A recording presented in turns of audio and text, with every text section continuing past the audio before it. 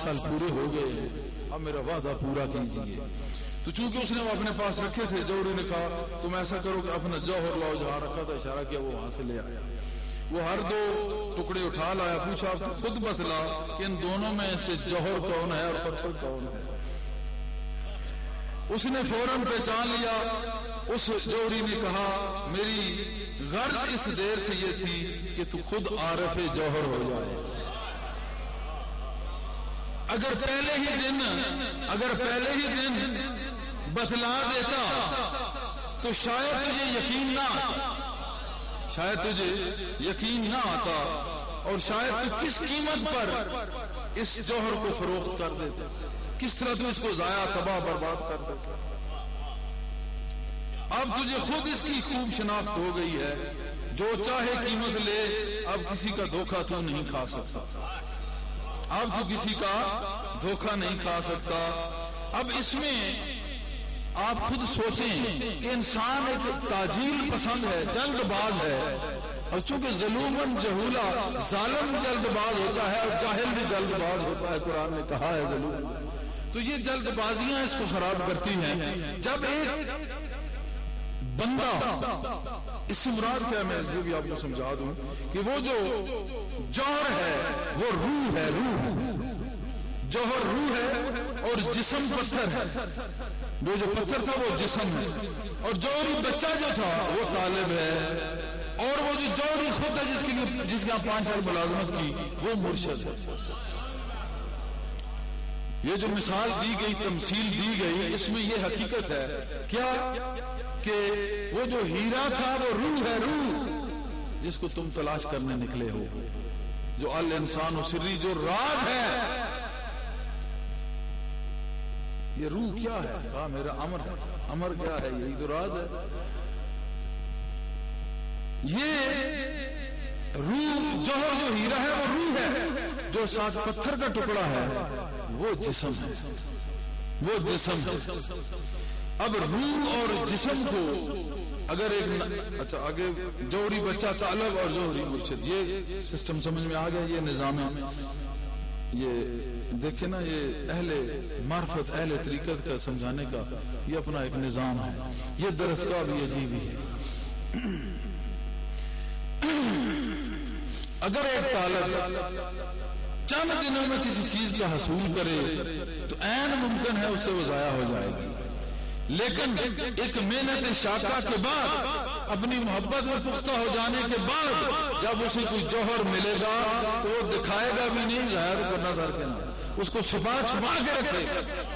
کہیں تنہائی میں بیٹھ کے نظارہ کیا کرتے ہیں، پھر سر عام وہ دکھایا نہیں جاتا، وہ خاص چیز ہوتی ہے۔ تو اس طرح اکثر لوگ یہ سمجھتے ہیں کہ اتنی محنتیں، اتنا تو یہ مسئلہ ہے، وہ مسئلہ، ارے بے وقوف، اگر تیری طلب صادق ہو اور نیت خالص ہو تو پھر مسئلے ختم ہو جاتے ہیں، ساتھ طلب بھی ختم ہو جاتی ہے، خود بخود جوہر نکل کے سامنے آیا۔ اب وہ نیت خالص کیسے ہو؟ سال کی ڈیوٹی دینی پڑتی ہے، سارا سال گزر جاتے ہیں، تب جا کے جوہر شناسی آتی ہے، نیت شناسی آتی ہے۔ 36 سال کی عبادت، 12 سال کی، 20 سال کی، سال کی، میں نے اتنے عارفین کاملین کو پڑھا، دیکھا، ان کی اتنی عبادات، ریاضات، مادرزاد ولی ہونے کے باوجود کیوں تھی؟ ان کو کیا یہ مصیبت پڑی تھی؟ اتنے سال انہوں نے محنتیں کی، گھر پہ اگر سر پہ گھڑا اٹھایا تو سر میں گڑے پڑ گئے، اتنی پہاڑیاں، گھڑا سر پہ رکھنا، پوری پہاڑی چڑھ کے اوپر پھر جا کے پانی ڈالنا، ایک بزرگ کا واقعہ۔ تو سر میں اتنا سا اس کے اندر گڑا پڑ گیا، آخر میں کہا کہ ٹھیک ہے جاؤ، ہم نے پر کر دیا ہے۔ تو یہ ایسا کیوں ہے؟ وجہ یہی ہے کہ انسان کا کیا پتہ ہے، سمجھتا ہے کہ میری بڑی محبت ہے، میں بڑا مستقل ہوں، استقامت ہے، لیکن اس کا جو ٹیسٹ ہوتا ہے روحانیت کا، اس میں بڑوں کا بیڑا غرق ہو جاتا ہے، اس میں آدمی سلپ ہو جاتا ہے، تباہ و برباد ہو جاتا ہے۔ اس کے لیے اس کو اس محنت شاقہ سے گزارا جاتا ہے۔ یہ اذیت جب سہ لو گے، اس محنت سے گزر جاؤ گے، پھر جوہر شناس بن جاؤ گے۔ یہ اگر ایسے ایزیلی آسانی سے اس کا حصول ہوتا تو ایک تو ہر کوئی ولی ہوتا، ہر کوئی فقیر ہوتا. اس لیے فقیر ہر کوئی نہیں ہے، ہر کوئی فقیر اسی لیے نہیں کیونکہ اتنی محنت سے، اتنی محنت سے تو عارفین کاملین محنت سے گزار کر پھر کچھ عطا کرتے ہیں.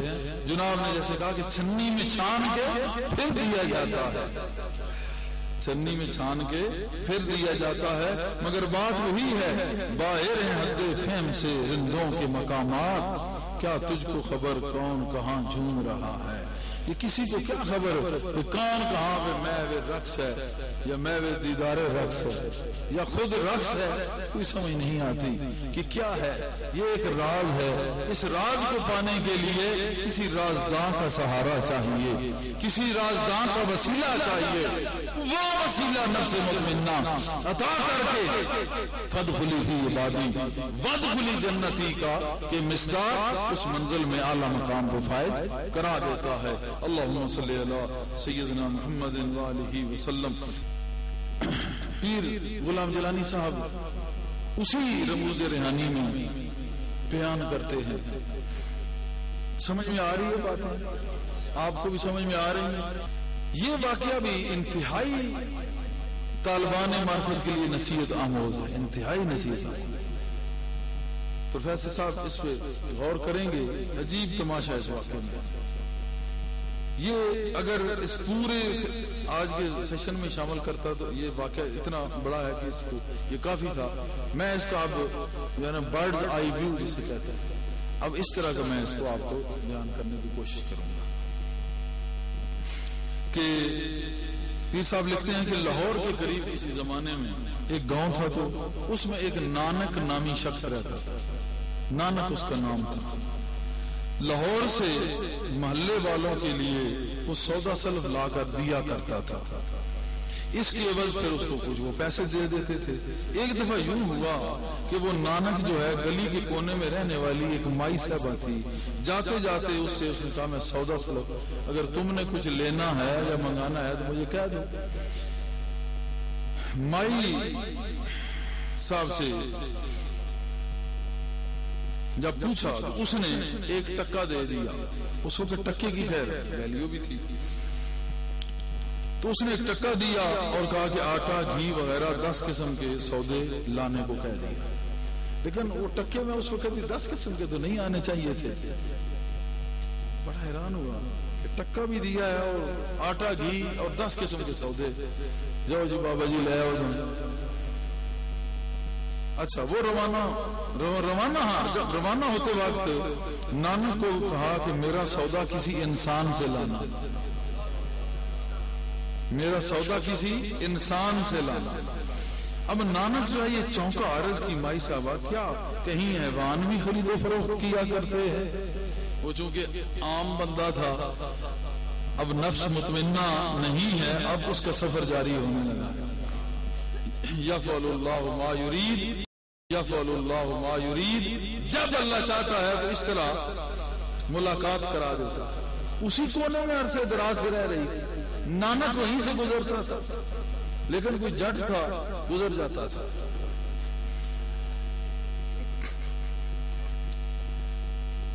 ایک دن سودا پوچھ لیا اور اب اس کا سودا ہونے لگا. اب سننا، سودا تو پوچھا ہے مگر اب سودا شروع ہونے لگا.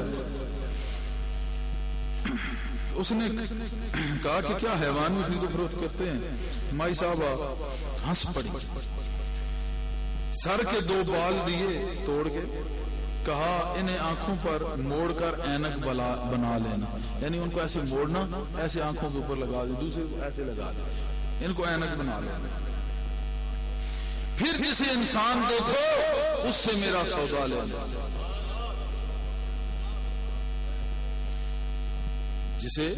پھر جسے انسان دیکھو پھر سودا لینا. نانک لاہور پہنچا، دونوں بالوں سے اینک بنائی. کوئی گھوڑا، کوئی گدھا، کوئی کتا، کوئی ہرن وغیرہ وغیرہ اس کو دکھائی دینے لگ پڑے. ایک بندہ نہ نظر آیا. تو اس کو یہ چیزیں نظر آئیں، کوئی گدھا، گھوڑا، کتا اور کوئی ہرن اس طرح کا نظر آیا. جب اینک اتارتا تو سب آدمی ہی دکھائی دیتے. آخر کار ایک آدمی نظر آ گیا, اسی اینک کے دوران ایک آدمی نظر آ گیا. ادھر نانک بہت پریشان تھا کہ اس آدمی نے خود ہی نانک کو آواز دے دی کہ نانک میاں تم کہاں پھر رہے ہو, وہ مائی جی کا ٹکا مجھے دو. تلاش کر رہا تھا, نظر کوئی نہیں آیا. جو نظر آیا اس نے پھر کچھ اور دکھا دیا. تماشا آگے سے اور شروع ہو گیا کہ وہ جو ٹکا ہے وہ مجھے دے دے. اچھا بتاؤ انہوں نے کیا کیا سودا منگوایا ہے. ابھی یہ اس کو پتا تھا, لیکن اس سے کیوں پوچھا یہ آگے آئے گا. اس پر نانک کو اور بھی حیرانی ہوئی. نانک نے وہ ٹکا اس آدمی کو دیا اور اس کے پاؤں پکڑ کر بیٹھ گیا کہ یہ کیا ماجرا ہے. ساری بات کے بارے میں میرا خدشہ دور کریں. راستے میں کوئی کچھ ہے, کوئی کچھ ہے, آگے کچھ ہے. میں کون ہوں, انسان ہوں یا حیوان ہوں, اس کو اپنی پڑھ کے اس کو اس نے کہا اگلی اور چھوڑو, میری بتاؤ.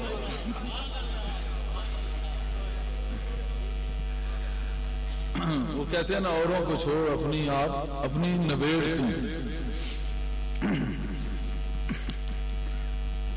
اس نے کہا مجھے بتاؤ کہ میں انسان ہوں یا حیوان ہوں.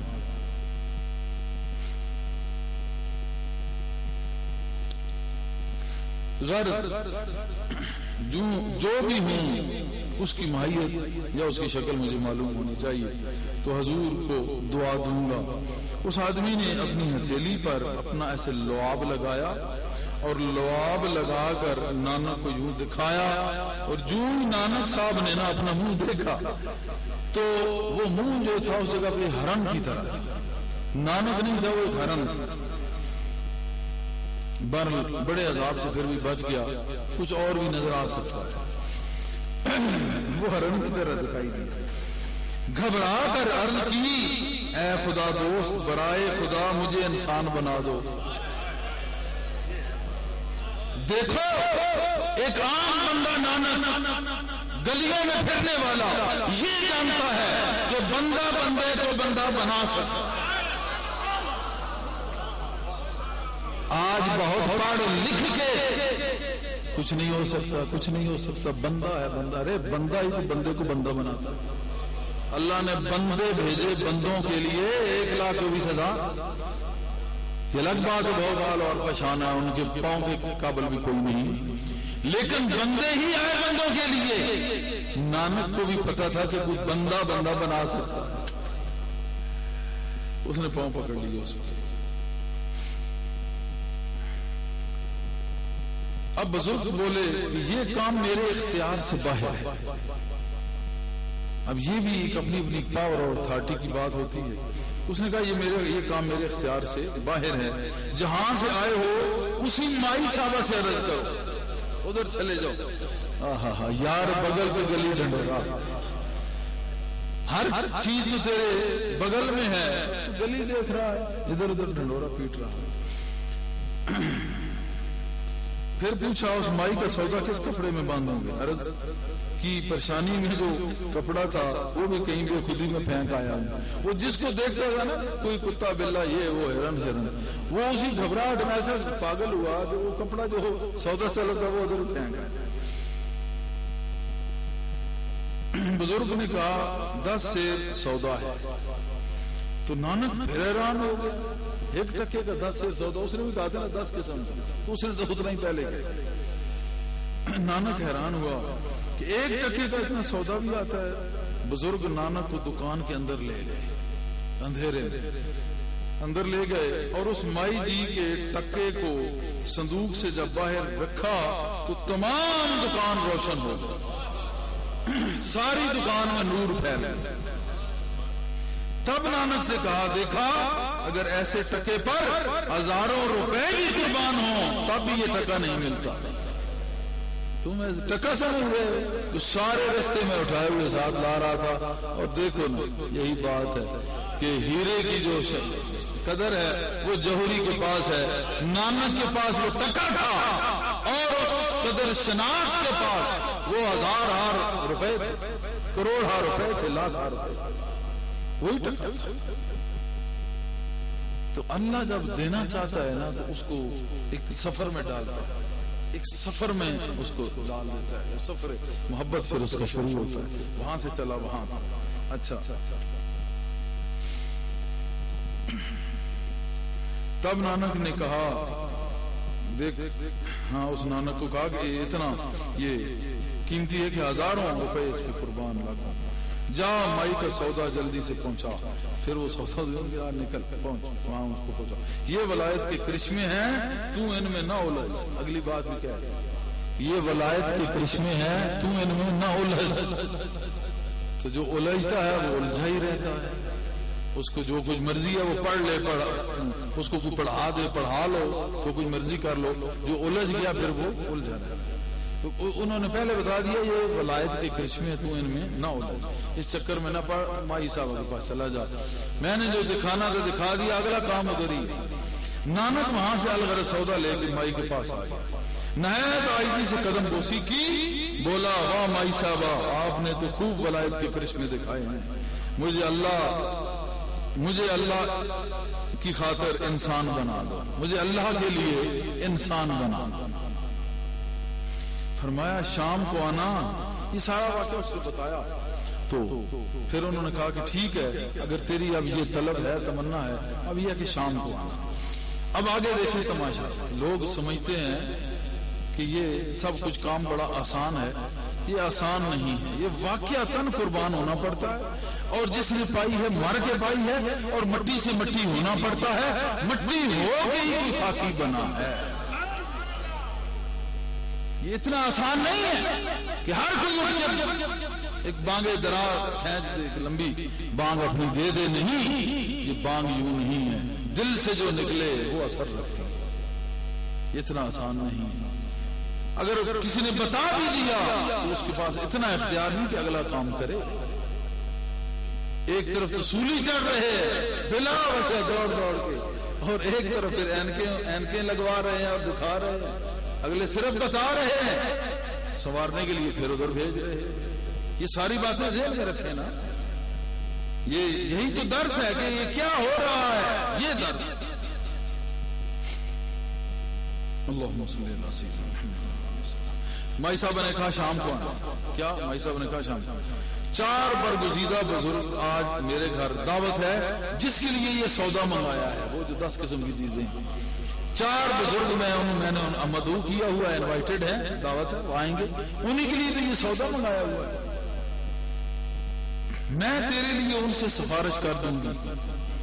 یہ بھی کہہ دیا. شام کو بزرگ مائی کے ہاں رونق افروز ہوئے. وہ بزرگ آ گئے, توام تناول فرمایا, کھانا وغیرہ کھایا. اب ہاتھ دھلانے کو مائی صاحبہ نے نانک کو بلانے کی درخواست کی. نانک باہر بیٹھا ہے, پاس نہیں بیٹھا, باہر ہے. کھانا کھا چکے نا, اب ہاتھ دھلانے تھے. تو مائی صاحبہ نے کہا کہ ایک بچہ ہے نانک, تو میں اس کو کہتی ہوں ہاتھ دھلائے. پہلے درویش بولے کوئی ضرورت نہیں. دوسرے بولے اگر آ جائے تو کیا, آ بھی گیا تو کیا ہے. کیا پہلے بولے کہ کوئی ضرورت نہیں. دوسرے بولے اگر آ جائے تو کیا, اگر نہ آئے تو کیا, آئے نہ آئے کیا ہے. پہلے کہا کوئی ضرورت نہیں, دوسرے کہا آ جائے تو کیا, نہ آئے تو کیا. اب تیسرے بولے دیکھا جائے گا. یہ سٹوری ان کو آلریڈی پتا تھی, صاحب معرفت کی باتیں ہیں. میں نے کل کہا تھا ادھر بیٹھے تھے تو سندھ دور دراز علاقہ, یہاں سے وہاں کنٹرول چل رہا تھا. اور لوگوں کی میں بات نہیں کرتا, جو ہڈ برتی ہے تن برتی ہے وہی ہے. تو تیسرے نے کیا کہا کہ دیکھا جائے. اب چوتھے بولے اگر کسی کا بھلا ہو جائے تو کوئی بات نہیں. ایک نے کہا رہنے دو، دوسرے نے کہا آ جائے نہ آ جائے کل کہہ جائیے سودا ہے کھوجے، تیسرے نے کہا کہ دیکھا جائے گا، تو چوتھے نے کہا کسی کا بھلا ہو جائے، تو اس میں کیا بات ہے، کوئی حرج نہیں۔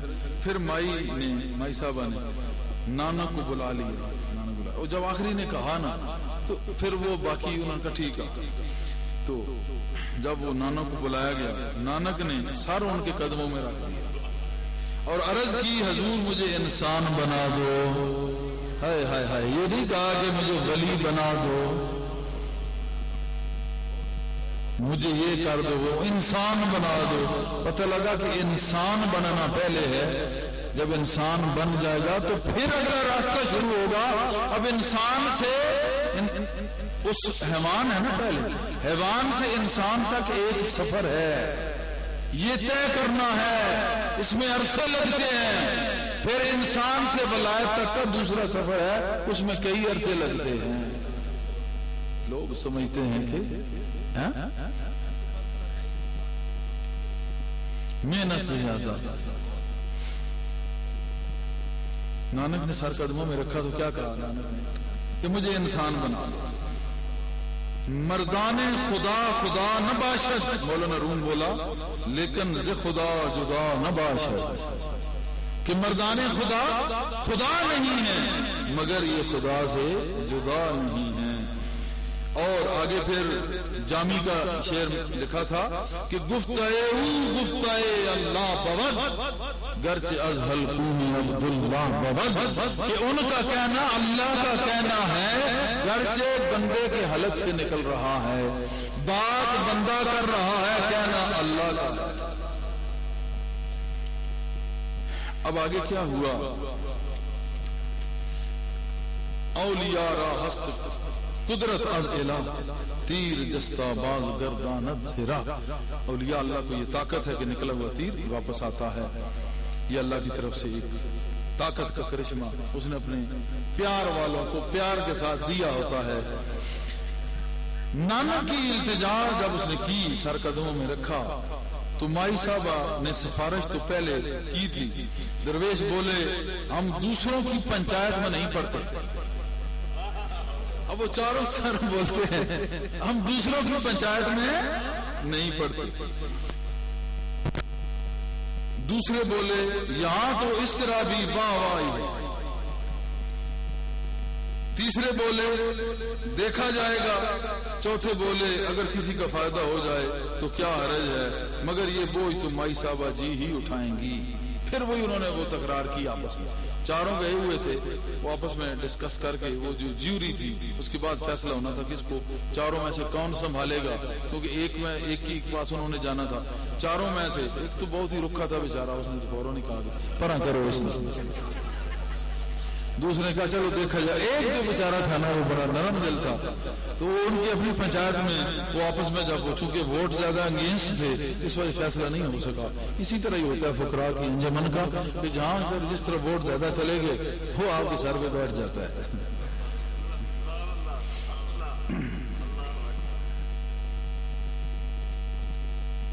یہ بوجھ مائی صاحبہ ہی اٹھائیں گے، آپ ہی اس کی مرشد بن کر نبھائیں، یہ کہہ کر وہ درویش چلے گئے۔ میاں نانک مائی صاحبہ کی پھر خدمت کرنے لگا۔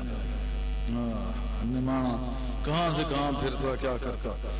بہت مدت کے بعد نانک کو خیال آیا کہ برسوں گزر گئے، خدا جانے انسان بنا ہوں کہ نہیں بنا۔ برسوں گزر گئے، پتہ نہیں انسان بنا ہوں یا نہیں بنا ہوں۔ احوال فصل گل کا پوچھیں کس سے جا کر، برسوں گزر گئے، احوال فصل گل کا پوچھیں کس سے جا کر، برسیں گزر گئی ہیں باہر چمن سے نکلے، برس ہاں گزر گئے باغ سے دور ہیں، چمن سے دور ہیں، سارا سال گزر گئے، کچھ عطا پتا نہیں کہ میں کون ہوں، انسان بنا ہوں کہ نہیں بنا ہوں۔ نانک نے مائی صاحبہ سے انسان بننے کے بارے میں پھر دوبارہ عرض کیا۔ مائی صاحبہ بہت ہنسی، فرمایا تجھے کیوں کر یقین و تسلی ہوگی، یعنی کس طرح میں تجھے تسلی دلاؤں کہ تو انسان بن چکا ہے یا نہیں۔ نانک نے کہا یعنی میں کیسے دکھاؤں تجھے کہ تو کیا ہے، میں کیسے دکھاؤں تسلی تجھے، تسلی ہوئی۔ نانک نے کہا اس با خدا جو بیپاری تھا، وہ جو وہاں پہ دکاندار تھا، اس نے اپنا لعاب دہن پاک نکال کر اپنی ہتھیلی پہ لگایا تھا اور مجھے یوں آئینہ دکھایا تھا، مجھے یوں آئینہ دکھایا تھا، آپ بھی ایسا کر کے میری پریشانی دور کر دیں۔ مائی صاحبہ نے ایسا ہی کیا، جب وہ دکھایا تو میاں نانک نے ہتھیلی میں دیکھا تو آدھا چہرہ انسان کا تھا، آدھا ہرن کا تھا۔ اب اتنا عرصہ گزر گیا، ابھی میاں نانک آدھے انسان ہیں آدھے ہرن۔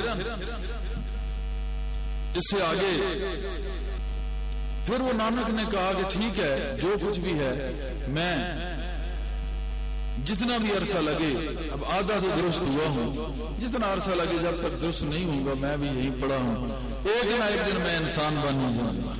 اس جگہ پہ یہ واقعہ پھر یہ ختم کرتے ہیں۔ آگے پھر وہ اسی واقعے کے پیش نظر پیر غلام گیلانی صاحب پھر ایک ہدایات آگے بتا رہے ہیں۔ وہ ہدایات بہت ذہن میں رقم کرنے کے قابل ہیں کہ اے طالب تجھ کو لازم ہے کہ ان منازل کا خیال رکھے اور پابند رہے تاکہ واصل مطلوب ہونے میں کوئی دقت و دشواری تجھے پیش نہ آئے۔ وہ کون سی منازل ہے کہ ان کا خیال رکھنا ہے، ورنہ وہی ہرن اور پھر ابھی تک آدھا ہرن اور پھر بنے گا، لیکن ان میں یہ چیزوں کا پابند اور خیال رکھنا ہے۔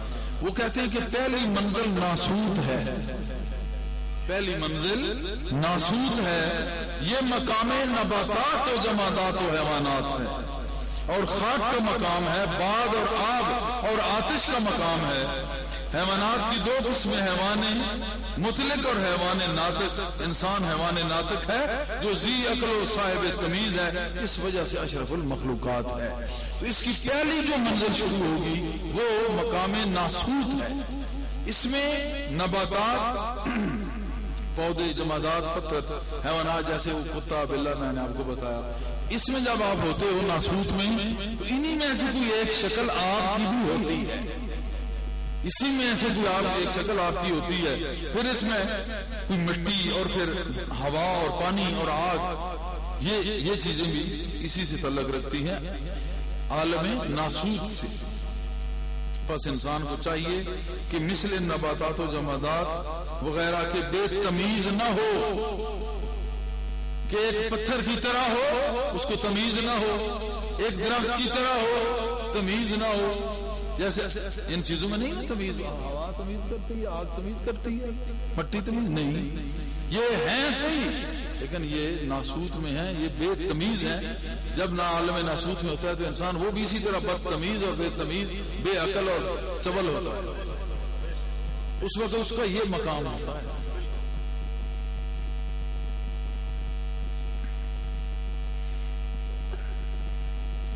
تو کہتے ہیں کہ وہ بے تمیز نہ بلکہ خدا شناسی و مردم شناسی اور قدر و دانی اور حق رسانی اور محبت و عبادت کا کاربند رہے، یہ چیزیں ان کو کاربند رہے، اس راستے کو طے کرنے کا نام شریعت ہے۔ اب یہ پہلی منزل ہوئی کہ عالم ناسوت میں جب ہوگا تو اس کے ساتھ یہ کچھ ہونے والا ہے، وہ بے تمیز نہ ہو بلکہ وہ بامربت ہو، محبت کرنے والا ہو، خدا شناسی اور مردم شناسی دونوں چیزوں کو جاننے والا ہو، کہ بندے کو پہچاننا اور خدا کو پہچان کا سفر رکھنے والا، یعنی صاحب محبت ہو۔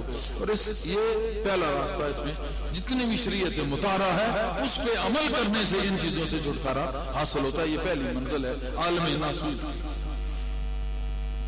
تو جب اس میں کامیاب ہو گیا تو گویا اس نے باغ ارم میں ایک درخت کی بنیاد رکھ دی کہ ایک وہاں درخت لگا دیا۔ جب پہلی منزل میں کامیاب ہوا تو ابھی اس نے ایک شریعت میں اس طرح ایک بوٹا لگایا ہے، ایک پودا لگایا ہے۔ اب دوسری منزل جو ہے وہ ملکوت کی ہے۔ پیر صاحب لکھ رہے ہیں کہ یہ مقام ملائکہ اور جنوں کا ہے، اس میں انسان کو پہنچ کر نہایت ہوشیاری سے کام لینا چاہیے۔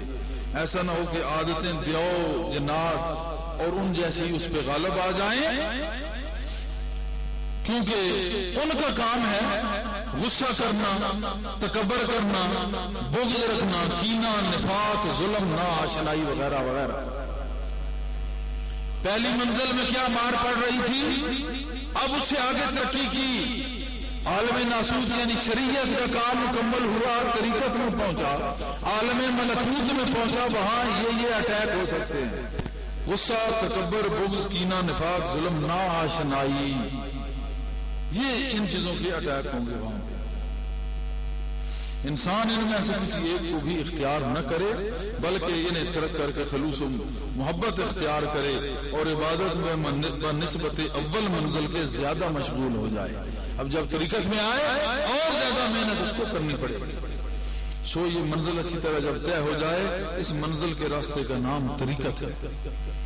پھر انسان کامل طور پر اس پر چلا جاتا ہے اور کبھی انحراف نہ کرے تو ایسا ہوگا جب اس طریقت میں مکمل وہ ٹک جائے گا۔ پہلے تو ایک عرصہ لگا عالم ناسوت میں، عالم ملکوت میں عرصہ لگنے کے بعد اب وہ ٹک گیا، وہ کبھی اس پہ انحراف کرنے والا نہیں ہے، منہ پھیرنے والا یا پھر جانے والا نہیں ہے۔ تو پھر کیا ہے، وہ جو باغ ارم میں پودے کی بنیاد رکھی تھی، اس درخت کو شاخیں نکل آئیں گی۔ یہ دیکھو نا پیر صاحب نے کیسا ایک تمثیل بیان کی، یہ ایسا درس ہے کہ اس سے میں سمجھتا ہوں کہ ٹوٹل روحانیت کا یہ درس ہے۔ شاید کسی لیکچر کی کسی کو ضرورت ہو، اگر سمجھ آ جائے تو۔ سن رہے ہو پیچھے بھی راجہ صاحب آواز آ رہی ہے، صحیح سمجھ رہے ہیں باتیں، عارف سمجھ آ رہی ہے؟ پہلی منزل، دوسری منزل، تو جب یہاں پہنچا تو اب وہ جو باغ ارم میں درخت لگایا تھا، جو ابھی بنیاد رکھی تھی، اب اس کی شاخیں نکلی۔ اب آگے دیکھیں تیسری منزل کیا ہے، وہ کہتے ہیں یہ جبروت کی ہے، یہ مقام ارواح مقدسہ کا ہے اور حیرت متحیرہ کا ہے، حیرت کو بھی حیرت۔ اس میں انسان کو چاہیے کہ کسی قسم کا وسوسہ اور خیال دل میں نہ لاوے۔ اب یہ وہ مقام ہے، کئی اپنے طلباء یہ سوال کرتے ہیں جو صاحب عقل ہیں اور جن پہ یہاں اللہ نے کرم کیا اس منزل کے متحمل ہو کے ایسے چند لوگ ہیں، تو ان کے لیے یہ خاص درس ہوگا، باقیوں کے لیے بھی ہے کیونکہ آپ نے بھی ادھر ہی ٹریول کرنا ہے۔ ارواح مقدسہ کا یہ مقام ہے، عالم جبروت۔ جب اس میں پہنچے تو اس میں انسان کو چاہیے کہ کسی قسم کا کیا وسوسہ اللہ اور خیال دل میں نہ لائے، اللہ اور لذات و محسوسات کو فانی سمجھ کر تمام قوائے افعالی اور حواس ظاہری کو قابو میں کر کے سوائے خدا کے اور کسی طرف نہ جھکے، کیونکہ یہ منزل ایسی ہوتی ہے، یہ منزل ایسی ہوتی ہے یہاں کنٹرول ہر کس و ناقص کا نہیں ہوتا، یہ اس مقام پہ بندہ پہنچ جاتا ہے کہ وسوسوں اور ان تمام خطرات سے بچ کے اپنے افعال جو ہیں اور اپنے جتنے اعضاء ہیں ان پہ مکمل کنٹرول رکھے، ہر لذات و محسوسات کو سمجھے اور کنارہ کش رہے، کچھ اور بننے والا ہے۔